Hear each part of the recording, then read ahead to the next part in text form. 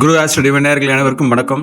10ஆம் தேதி மே மாதம் 2026 ஞாயிற்றுக்கிழமையிலிருந்து 16ஆம் தேதி மே மாதம் 2026 சனிக்கிழமை வரை அந்த வாரத்துக்கான ரிஷபராசிக்கான வாரப்பலன். ரிஷபராசிக்கு உங்கள் ராசிநாதன் உங்கள் ராசியில் இருக்கிறதுனால ஒரு விதமான யோக நிலை தான், ஆட்சி நிலை தான். மே 11ஆம் தேதி பார்த்தீங்கன்னா செவ்வாய் சனியின் பிடியிலிருந்து விலகி, அதாவது உங்கள் ராசியிலிருந்து 11ஆம் இடத்துல மீன ராசியிலிருந்து விலகி 12ஆம் இடத்தான விரைஸ்தானத்துக்கு வருகின்றது. அது தன் சொந்த வீட்டுக்கு வருதுனால அங்கேயே சூரியன் உச்ச பலத்தோடு இருக்கிறதுனால ஒரு விதமான விபரீத ராஜயோக அமைப்பு கொண்டது தான். அதனால் உங்களுடைய முயற்சிகளை வெற்றி கிடைக்கும், வெளிநாட்டு தொடர்பான முயற்சிகளை வெற்றி கிடைக்கும். இது 12ஆம் இட விரைஸ்தானன்றதுனால தேவையற்ற மருத்துவ செலவுகளும் வீண் அலைச்சல்களும் ஏற்படலாம். இப்போ தற்பொழுது ஒரு 2 நாளைக்கு, அதாவது ஞாயிறு திங்கள் வரைக்கும் செவ்வாயின் 8ஆம் பார்வை உங்கள் ராசி மேலே, அதாவது 8ஆம் பார்வையாக உங்கள் 6ஆம் வீட்டு மேலே இன்னொரு வீடான துலாத்தில் விழுவதால் ஒரு விதமான ரத்த அழுத்தம், உஷ்ண சம்பந்தப்பட்ட பிரச்சனைகளாக இருக்கும்.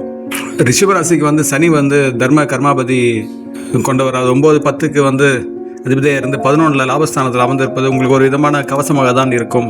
அதனால் 12 சூரியனும் மறைவு, இப்போ 11ஆம் தேதி செவ்வாயும் மறைவாக ஆகிறதுனால உங்களுடைய லாபத்தில் சனி உங்களுக்கு வருமானத்தை, ஒரு கௌரவத்தை காப்பாற்றுவார்.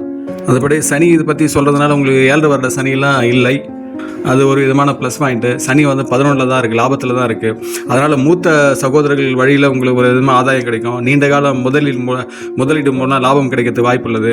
கன்னி ராசிக்கு கண்டக சனி இருக்குது. அதனால் உங்கள் நண்பர்கள் அல்லது உங்கள் உறவினர்கள் யாருன்னா கன்னி ராசி யாராவது இருந்தாங்கன்னா அவங்க மூலம் சில பொறுப்புகள் உங்கள் தலை மேலே விழலாம்.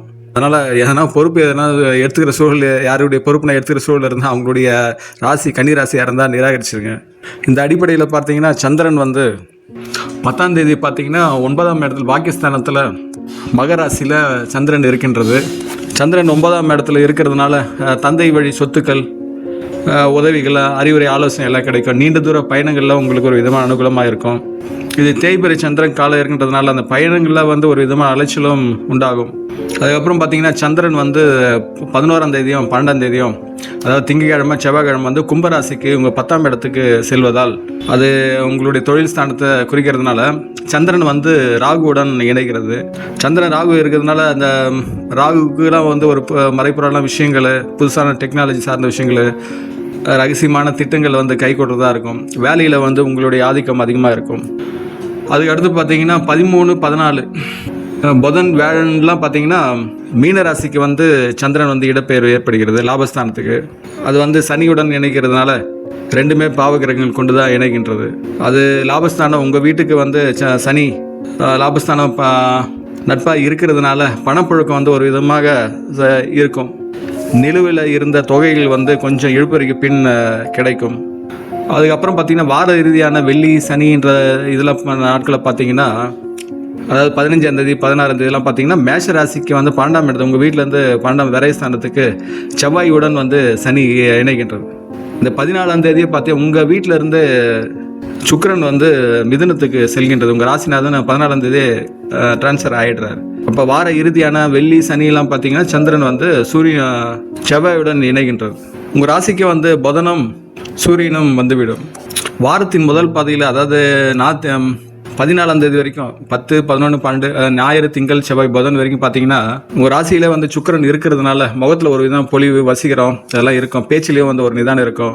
இது 14ஆம் தேதி சுக்கிரன் இடம் மாறின பிறகு 12ஆம் தேதியெலாம் பார்த்தீங்கன்னா கிரகங்களின் தாக்கம் அதிகமாக இருக்கும். ஏன்னா 11ஆம் தேதியே சனியிலேருந்து செவ்வாய் விரயத்துக்கு வந்துடுது. அதனால் ஒரு விதமான தனிமையான உணர்வு, நமக்கு மட்டும் ஏன் இப்படி நடக்கிறது எண்ணெல்லாம் தாராளம் நிறைய வரும் உங்களுக்கு. இந்த ரோகிணி மிருகசரி நட்சத்திரங்கள்லாம் பார்த்தீங்கன்னா ஒரு விதமான மன அழுத்தம், மன சஞ்சலமும் ஏற்பட வாய்ப்பு உள்ளது. அதனால் ஆன்மீக பயிற்சியான தியான யோகா செய்வது சிறப்பு. தொழில் நிலையில் இருக்கவங்க அந்த 11, 12ஆம் தேதியில், அதாவது திங்கள் செவ்வாயெல்லாம் பார்த்தீங்கன்னா அப்போ சந்திரன் ராகுவோட சேர்றதுனால வெளிநாட்டு முதலீடுகள், ஏற்றுமதி இறக்குமதி மூலம் லாபம் கிடைக்கும். 10 கூடிய சனி 11 இருக்கிறதுனால ஒரு கடினமான உழைப்புக்கு பின் தான் பலன் நிச்சயமாக கிடைக்கும். அரசு தொடர்புடைய இதெல்லாம் தொடர்பில் இழுபறியான விஷயங்கள்லாம் சூரியன் 12 இருக்கிறதுனால ஒரு அதிகாரிகள் தெய்வம் கிடைக்கும்.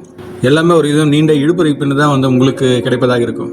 உங்களுடைய தனக்காரகான குரு வக்கர நிலையில் மிதனத்தில் இருக்கிறதுனால பெரிதளவு பணம் ஈட்டாத்தனம் தான் இருக்கும். இப்போ சுக்கிரன் உங்கள் ராசிநாதனே ரெண்டாம் இடத்துக்கு செல்வதனால பணவரவு ஒரு இதுவும் திருப்திகரமாக இருக்கும். இருந்தும் சுக்கிரனும் குருவும் வந்து பகைன்றதுனால ஒரு பணவரவு திருப்திகரமாக இருந்தாலும் அதுக்கான செலவுகளும் அங்கே ரெடியாக இருக்கும். அந்த செலவு வந்து வீட்டுக்கான சுப செலவு, வீட்டுக்கான பொருள் வாங்குறது, இது மாதிரி செலவுகள் இருக்கும். ஒரு இன்வெஸ்ட்மெண்ட்டு, பெருந்தொகையை இன்வெஸ்ட்மெண்ட் பண்ணுற செலவாக இருக்கலாம், ஒரு ஆடம்பர செலவு இருக்குது. அதனால் இந்த செலவுகள்லாம் அதிகப்படியாச்சுன்னா அதை குறைத்து கொண்டு சேமிப்பில் கவனம் செலுத்துவது நல்லது. குடும்பத்தில் ஒரு விதமான அமைதி நிலவும், அது ஒன்றும் பிரச்சனை இல்லை.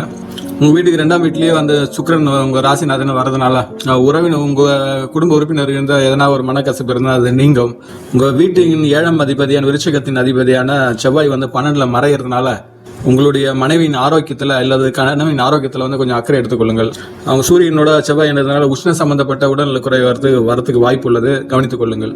செவ்வாயின் பார்வை பலத்தால் வந்து அவசரப்பட்டு எந்த முடிவும் எடுக்க வேண்டாம். அதே போல் சனியின் பார்வை பலத்தால் குழந்தைகளின் எதிர்காலம் குறித்து திட்டமிடல் ரொம்ப அவசியம். ரொம்ப நாள் வழக்கு சார்ந்த விஷயங்கள் இருந்தால், ரொம்ப நாள் வழக்கு இருந்தால் அது உங்களுக்கு சாதகமாக ஏற்பட வாய்ப்பு உள்ளது.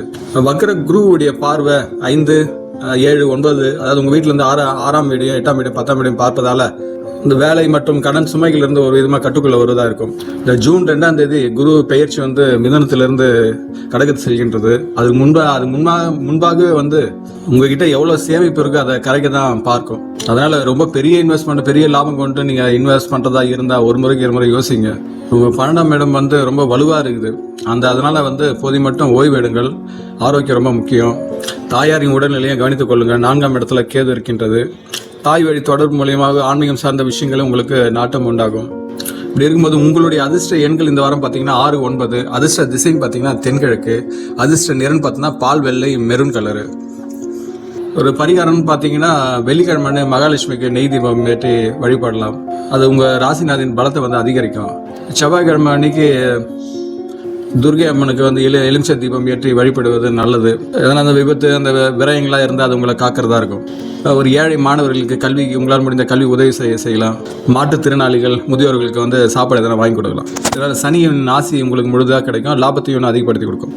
அதனால் இந்த வாரம் தங்கள் வாழ்வில் அனைத்து வளங்களும் பெற்று சிறப்புடன் வாழ எல்லாம் வளர்ந்த இறைசக்தியை நான் பார்த்துக்கின்றேன். தாங்களும் தங்கள் அன்பு குடும்பம் வாழ்க வளமுடன். இக்காணொலியை வந்து உங்கள் நட்பு உறவுடன் பகிர்ந்து கொள்ளுங்கள்.